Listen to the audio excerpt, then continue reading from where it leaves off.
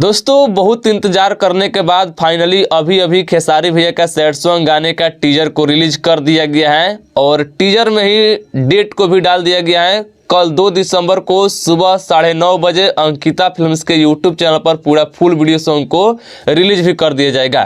लेकिन टीजर में जो म्यूजिक चल रहा है, म्यूजिक सुनने के बाद लग रहा है कि भोजपुरी इंडस्ट्री में अभी एक सैड सॉन्ग खूब तेज़ी से वायरल हो रहा है। उसी गाना पर लग रहा है कि इस गाने को भी बनाया गया है। म्यूजिक इसमें का जिस तरह है सुनने के बाद, और कल शूटिंग हुआ और इतना जल्दी रिलीज भी हो रहा है और लिखे हैं अखिलेश कश्यप जी। अभी सब देखने के बाद वही लग रहा है जो अखिलेश कश्यप जी हमेशा करते हैं। लेकिन कोई बात नहीं, कल सुबह में गाना आ रहा है, गाना एकदम बवाल जबरदस्त है, गर्दा उड़ा कर रख देना है। तो तैयार रहिएगा कल सुबह 9:30 बजे।